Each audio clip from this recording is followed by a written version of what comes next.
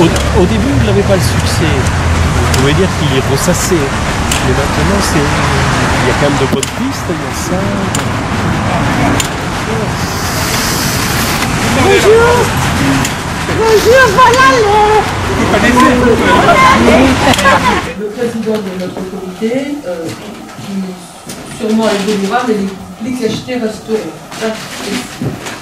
Alors pourquoi les plis cachetés? Les plis cachetés, c'est une très vieille je dirais, institution de notre académie et qui est basée sur le fait qu'il n'y a aucune censure. C'est-à-dire que c'est une liberté d'expression totale. Simplement, comme il n'y a pas de censure, nous ne les ouvrons qu'au bout d'un siècle parce que c'est le temps qui fait l'arbitre. Donc s'il y a des âneries écrites dedans, au bout d'un siècle, quand même, on pense qu'on s'en est rendu compte. Bon. Donc voilà un peu cette procédure des plis cachetés qui est propre à notre académie et qui est extrêmement importante. Donc nous ouvrons en ce moment les plis cachetés de 1925 et c'est donc... on constate, avec les nombres qui sont ici, ce que nous y trouvons. Alors, parfois on sourit parce qu'on a vu que les gens s'étaient trompés, parfois... Nous avons écrit un ouvrage sur les plis cachetés où on montrait au fond ceux qui ont été des précurseurs des plis cachetés. Mais Étienne, notre secrétaire perpétuel de notre académie, nous a poussé à faire un colloque sur l'erreur. Et nous avons pensé qu'il était aussi bon, dans un avenir proche, d'écrire sur les erreurs qui se trouvent dans les plis cachetés, parce que ça nous donne une idée de la manière dont l'esprit et la manière dont les gens raisonnent et trouvent des solutions aux problèmes qui se posent devant eux, qui peuvent être des raisonnements justes, mais aussi des raisonnements avec des erreurs. Nous avons aussi des erreurs, ce qui nous encouragera à essayer de regarder comment ces erreurs peuvent se produire. Donc, habituellement, les plis cachetés, nous les ouvrons au bout d'un siècle. Mais, on a dans notre protocole le fait que si un membre, un auteur d'un pli cacheté vivant demande l'ouverture, on l'ouvre. Ce qui est rarissime.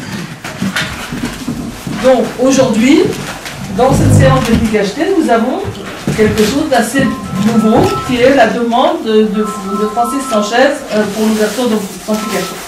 Ce que je veux dire, c'est que s'il y a dans ce pli, nous ne voulons pas endosser ce qui existe dans ce pli.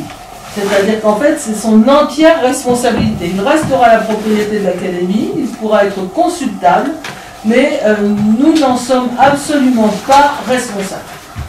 Il faut bien que les choses soient claires. Donc si tu as écrit des âneries dans ton pli cacheté, c'est de ton fait.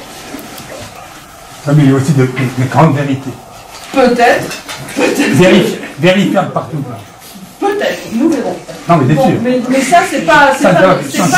Quand je dis c'est vérifiable, c'est pas peut-être. Non, mais attends. Tout le monde peut vérifier le calcul de mes rayons d'univers que j'ai calculé en 3 minutes. Je ne veux pas dire ce que tu as mis dans ton Franchis, après. Deuxièmement, c'est toi qui en es responsable et on écoute ce que tu nous dis et on fait la procédure. Voilà. Est-ce que je peux parler 5 minutes? Alors maintenant, je repasse la parole au président. Vous voulez... Oui, je veux présenter qu'est-ce qu'il y a de très important dans ce pli cacheté. C'est qu'il se trouve, quand j'ai eu une année sabbatique à Orsay, à l'université, je me suis trouvé donc devant libéré du travail des étudiants, et donc j'avais du temps libre un petit peu, et je me suis dit, je vais reprendre tout à la base, en particulier la cosmologie. Et en cosmologie, vous savez que quand, vous ne savez pas, mais en physique, quand on démarre un nouveau domaine, on procède toujours par analyser ce que donnent les 3 constantes universelles les plus afférentes au problème. Et en cosmologie, je me suis dit, je prends h bar, constante quantique, je prends g, gravitation, et je prends pas c. Pourquoi? Je n'ai pas pris la vitesse lumière, trop lent, quand on a une intuition d'un cosmos organisé, l'univers est très grand, la vitesse lumière est trop lente. Donc j'ai enlevé le c, et alors il fallait que je la remplace par une autre constante. J'ai regardé la liste des constantes. Dans la liste des constantes, vous avez la constante de Fermi, elle est un peu spéciale, elle est compliquée. Et ensuite, vous avez les masses des particules fondamentales. Et qu'est-ce que j'ai fait? Pour démarrer le problème, j'ai pris le plus simple, les 3 particules principales de la chimie, électrons, protons, neutrons. Et j'ai trouvé au bout de 3 minutes. Il faut 3 minutes pour résoudre 3 équations linéaires à 3 inconnues. Et j'ai trouvé 6,9 milliards d'années-lumière. Et j'ai dit, c'est pas possible, c'est l'ordre de grandeur du rayon de Hubble, le rayon de fuite des galaxies. Et ça s'est confirmé par la suite. Mais maintenant, 27 ans après, bon, j'ai présenté au fait à l'Académie, bon, les gens n'ont pas tellement pris au sérieux, c'était trop simple. Bon, donc ça, je le décris, si ça intéresse des gens, je décris ça dans un ouvrage où j'explique toute la démarche. Bon, j'ai amené quelques exemplaires si ça intéresse les gens. Voilà. Et donc, maintenant, ce qui se passe, c'est que la cosmologie est dans une impasse, dans 2 impasses d'ailleurs. D'abord, il y a la tension Hubble, justement, ce fameux rayon de fuite des galaxies. Il se trouve que c'est pile cette valeur-là à un facteur 2 près. Il y a un facteur 2 qui a été confirmé maintenant depuis, on sait d'où il vient. Il vient de la formule de Schwarzschild, une formule très importante en cosmologie. C'est R sur 2 qui est défini en fait. C'est G sur C2. Non, le facteur 2 est expliqué. Donc le double de 6,9 est donc 13,8 milliards d'années-lumière. C'est-à-dire c'est une distance. Pourquoi j'ai calculé une distance au lieu d'un temps? Parce que quand on mesure, moi je suis expérimentateur au départ, je sais qu'en cosmologie on mesure des distances, on ne mesure pas des temps. Donc j'ai trouvé donc cette longueur-là, et puisque c'est 13,8 est constant, ça veut dire que ça réfute le modèle actuel de la cosmologie standard, qui estime que l'âge de l'univers 13,8 milliards d'années. Et si vous passez en années-lumière, ben, vous avez une distance qui est constante, parce que on sait que les constantes que j'ai utilisées sont invariantes, on le sait. Hein, il y a des vérifications qui ont été faites. Donc cette valeur, elle est fixe. Donc autrement dit, alors il y a autre chose, c'est que ça correspond exactement à la mesure actuelle de la récession galactique, qui est 70,8 km par seconde par mégaparsec. Ils ont actuellement une divergence. Il y a une valeur théorique qui est plus faible et une valeur observable qui est plus élevée. Et cette valeur-là tape juste au milieu et correspond aux valeurs les plus récentes actuellement. Donc autrement dit, ce modeste pli cacheté résout la tension Hubble qui bloque la cosmologie actuelle. Et il n'y a pas que ça. Il n'y a pas que ça. C'est que on en déduit que la vraie cosmologie, c'est la cosmologie à l'état stable, c'est-à-dire que les galaxies qui fuient sont remplacées par des bébés galaxies qui naissent. C'est le modèle concurrent, c'est le modèle concurrent qu'on avait réfuté à tort. On avait cru qu'il était réfuté, donc il avait délaissé. Donc ça rétablit ce modèle de permanence, et ce qui veut dire que les galaxies lointaines, partout l'univers est le même. Donc les galaxies lointaines, on présente le même panorama que nos galaxies. Donc j'avais prévu depuis 20 ans les galaxies dites l'impossible, et donc maintenant, ça constitue plus qu'une tension. Dans le premier cas, c'est une tension, là, c'est carrément une réfutation expérimentale qui bloque actuellement toute la cosmologie mondiale. Donc je crois que c'est un peu du devoir ici de cette académie de propager la nouvelle, qu'il y a une solution simple, c'est-à-dire que, alors, bon, il faut expliquer pourquoi ça n'a pas été fait pendant un siècle. Bon, ça j'explique un petit peu dans l'ouvrage, si ça vous intéresse. La raison essentielle, c'est qu'ils ont pris dans leurs unités, ils ont fait C égale 1. Alors si vous faites C égale 1, vous mélangez le temps et l'espace, alors quand vous mélangez le temps et l'espace, c'est foutu, vous ne pouvez plus faire cette analyse dimensionnelle élémentaire. Voilà, donc en gros, à mon avis, il faut alerter tout le monde et la presse et tout ça, parce que il faut arrêter les recherches. Il y a des étudiants qui partent dans des thèses et tout ça, qui partent sur des mauvaises voies. La cosmologie est bloquée et la physique théorique derrière aussi est bloquée. Mais ça, c'est un autre sujet. Je ne vais pas en couper. Merci beaucoup. Donc, si vous voulez bien, nous peut-être nous permettre, Catherine, nous allons procéder à l'ouverture du pli cacheté qui a été accepté en dépôt à l'Académie des sciences le 4 mars 1998 sur le numéro 19367. C'est celui-là, oui. Donc, je prends la photo de cet événement, on va dire. puisque tout le monde d'accord, voilà, le pli cacheté est signé, accepté, date 4 mars 1998, sur le numéro 367.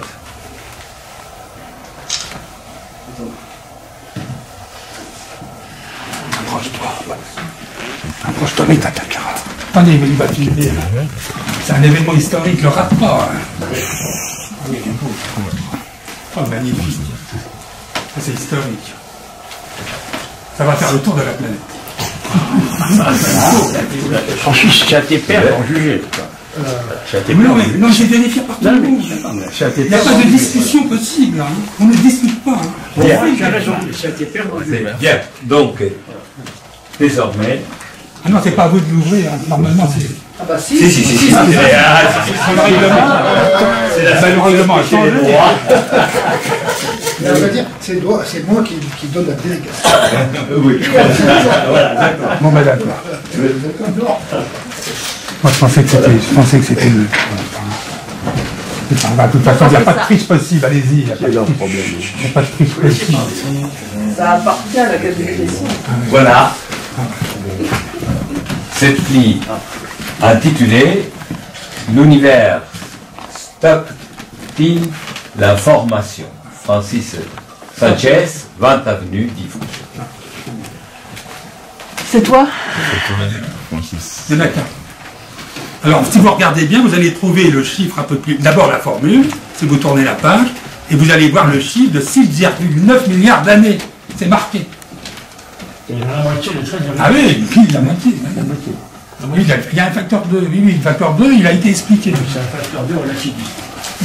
Ce facteur 2, bon, oui, c'est la formule de Schwarzschild. Et pourquoi toutes ces ratures dans la page là? Ben oui. Pourquoi les ratures dans la marge? Ah ben ça, c'est Péquer. Alors, vous explique. Ça a été refusé par tout le monde, sauf Péquer. Et Péquer a fait des remarques, et donc j'avais cru bon de mettre les remarques de Péquer, c'est historique. Oui, mais ça c'est important. Ah, c'est important. vraiment de Péquer, C'est Péquer, oui, c'est Péquer. C'est pas moi. Voilà, donc il faut constater, non mais je vous demande de constater le chiffre de 6,9 milliards d'années. Il a constaté. Vous l'avez vu, et la formule, est-ce que vous l'avez mémorisée? H bar, il y a H bar. Alors, lisez la formule, s'il vous plaît. Il est plus honnête que moi de trouver la formule. Non mais j'ai reçu des messages en provenance que vous nous avez envoyés il n'y a pas si longtemps. Avec cette formule en ligne 3. J'ai déjà ça. Oui, vous l'avez déjà vu, vous voulez que monsieur puisqu'il est témoin numéro 1, vérifie la formule. Ça c'est ton écriture, Francis? Ah non, mais tout ça c'est celle de Péquer. Qui a été mélangé. Hein. Ça a été mélangé. Oui, ça a été mélangé. Donc il faudra, nous, dans notre, comme Péquer a été membre de l'Académie des sciences, il est important dans nos archives que nous mentionnons. Ah oui, il faut mentionner. C'est lui qui m'a conseillé de déposer le PHP. Hein.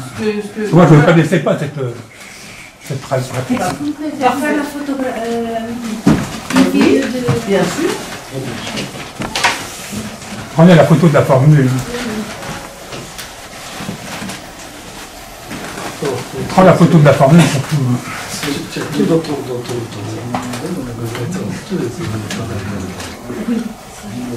Alors maintenant, donc, de toute façon... Regardez.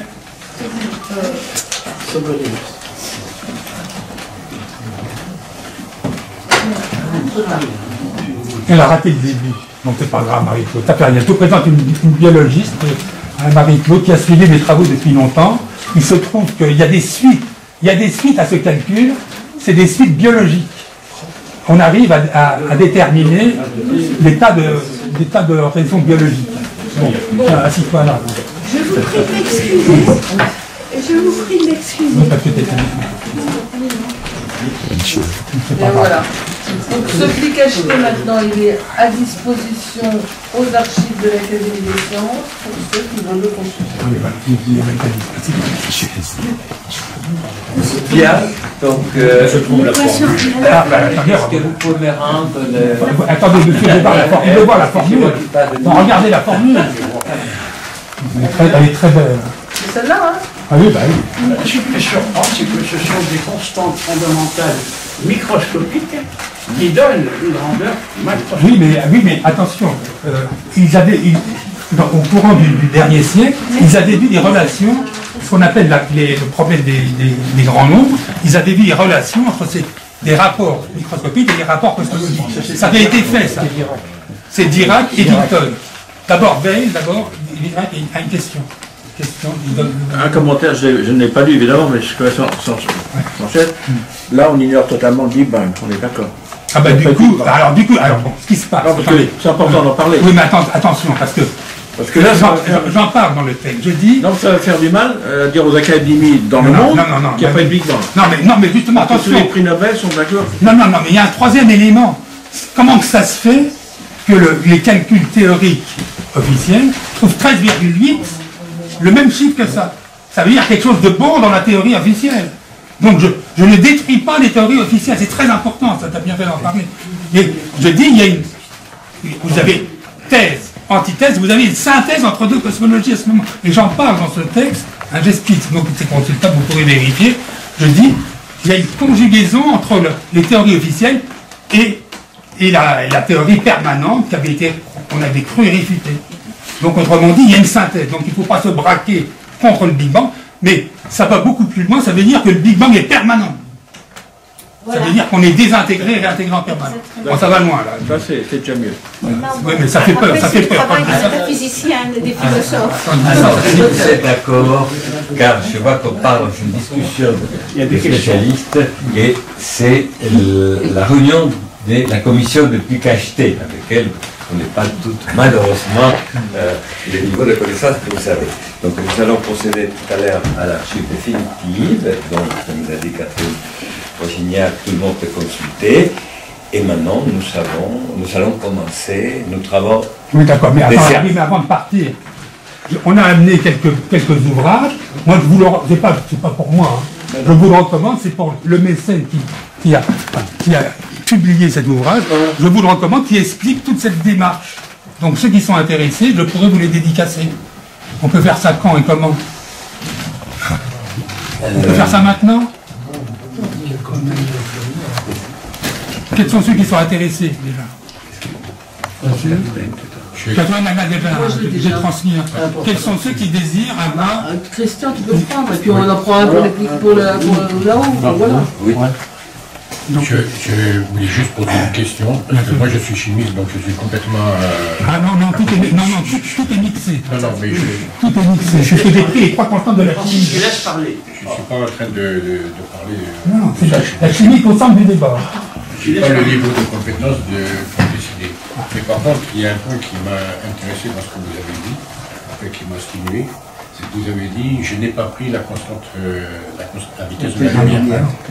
Donc, est-ce qu'avec votre théorie, on arrive à une vitesse de la lumière où elle est plus constante et plus rien? Ah bon, elle reste invariante, mais elle n'est pas adaptée à la cosmologie.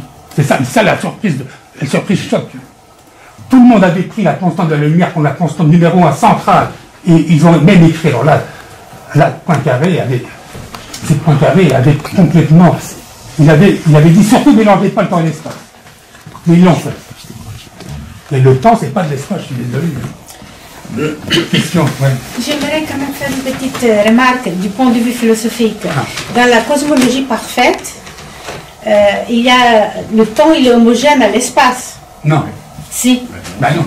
Eh oui. Non, voilà, si tu tombes dans le même errement, ça y est, bon. Ces messieurs n'ont pas de temps à perdre. Ouais, c'est un temps, mais c'est une constante. Et là, ça reste un temps limité. Mais il y a une autre, mais je réponds à la question, mais il y a une autre constante beaucoup plus grande, grand C, qui vaut 10 puissance 60 fois C. Et ça, on s'égare. Alors, on va commencer notre réunion. Voilà. Okay. Merci beaucoup. Merci. On vous laisse entre nous, alors il faudrait faire un chèque de 30 € pour le sec. Merci. C'est moi qui dis, où est-ce qu'on peut se réunir, nous? Est-ce qu'il y a une salle où on peut réunir? Julien, souhaitez-vous faire une présentation? Je vais mettre sur la scène le signalement de ce qui est acheté. D'accord. L'univers existe depuis l'éternité et durera toute l'éternité. Alors je vous invite à lire Emmanuel. Les dieux se sont contentés de le réorganiser Je vous lire en mettant fin au chaos initial. Emmanuel Kant. Mais chez les Grecs, l'univers était pérenne, dans le passé comme dans le présent. Il y avait donc une contradiction conceptuelle qui a fait l'objet de nombreuses discussions au Moyen-Âge. D'accord. Ça existait aussi. Je vous invite à lire Emmanuel Kant, le traité de la raison pure. Ouais. Une page. Traité ou critique? Critique de la raison pure. Je l'ai l'édition de 1955. Ouais. Une page. En une page, il y a 2 colonnes. Une page, 2 colonnes. Emmanuel Kant. Ceux qui n'ont pas compris, c'est que c'est... Première, l'univers est fini, il y a eu un début. Ils ont prévu les 200 ans. L'univers est infini, n'a jamais eu de début. En une page. Emmanuel Kant. Ah oui, il était fort. Et toi, tu en penses quoi alors? Oh bah lui, il est perdu. Ah, pour moi, non, il n'y a jamais eu de début, il n'y aura jamais de fin. Très bien. Bon, qu'est-ce qu'on fait là? On reste... C'est pas possible. Parce que si c'est un objet, il est où l'objet? Il est dans quelque chose. Mais les deux sont absurdes. Les deux sont absurdes. Si on réfléchit, les deux sont totalement absurdes. Comment ça peut être infini? Donc il n'y a jamais eu de début et il n'y aura pas de fin. Il faut l'offrir. Les deux sont absurdes. Non, une fois que lui rentre, il faut qu'il rentre, il faut qu'il s'occupe de ton épouse, qu'il tombe par terre. Il faut boire en permanence. Comme disait Saint C'est une grecque, attention. Les anciens Grecs commençaient par une beauté, une marche de l'intelligence et inclus dans lui. Mais ça, c'est la théorie de... Einstein avait dit... C'est historique, la lumière. La plupart. L'esprit divin ou pas divin, enfin l'esprit. Il y avait une mythologie, ça c'est autre chose, avec un Olympe, tout ça. Mais l'esprit est l'âme de la nature, c'est le logos. Le logos, c'est l'équivalent des lois de la nature, de la dialectique. Mais pas de Dieu, parce que c'est impersonnel. C'est impersonnel. Alors ils avaient des dieux personnels, mais à image humaine, Zeus, etc. C'était des dieux limités, des dieux à image humaine, mais limités. Alors que la divinité totale, le logos, elle est illimitée, mais elle est immanente. Le seul qui est approché de la transcendance, c'est Platon. Platon avec le démiurge qui est presque transcendant. Et en même temps immanent. C'est très important ça. La synthèse des opposés. C'est très important. Non, il ne faut pas tout comprendre. Le logos est immanent. Que veut dire le mot immanent? Immanent, ça veut dire dans la matière. En transcendant, ça veut dire qu'il dépasse la matière. Dans la nature, voilà. Immanent, c'est qu'il est dans la nature. Transcendant, c'est ce qui dépasse la nature. Il dépasse la nature. Voilà. Bon, chez les Grecs, il y avait 2 choses différentes. Hein, dans la mythologie grecque populaire, il y avait toute des dieux, des déesses, l'Olympe, beaucoup de histoires, voilà, beaucoup de divinités, qui étaient à image humaine, mais qui n'étaient pas transcendantes, elles étaient limitées. Bon, je veux dire, l'Olympe, c'est pas le cosmos. Mais il y avait aussi autre chose, il y avait le logos, qui lui est total, c'est l'équivalent de Dieu, mais immanent, c'est une sorte de divinité, de vraie divinité totalement immanente, c'est le logos. Voilà. C'est surtout les stoïciens, hein. C'est chez les stoïciens le logos. Voilà. Dans la mythologie populaire, c'est des divinités à l'image humaine. Par contre, Platon, lui, a imaginé quelque chose de plus. C'est le démiurge qui est au-delà des 7 cieux et qui façonne ce qui est en dessous avec les idées, ce qui veut dire l'artisan. C'est l'artisan. L'artisan, c'est qui est un des piliers de la gnose, en plus. Non, alors là, la gnose, c'est qui revendique. Non, la gnose, c'est une déviance. La gnose, c'est une déviance. C'est une opinion différente, évidemment. Il considère le démiurge comme un maladroit, comme voilà, un type qui a raté tout, la gnose, en fait. Denis s'est farci tout un tas de formules. Non, mais attends, est-ce que le livre, tu l'as offert? C'est quelques calculs, c'est tout. Francis, ton livre, là, il est...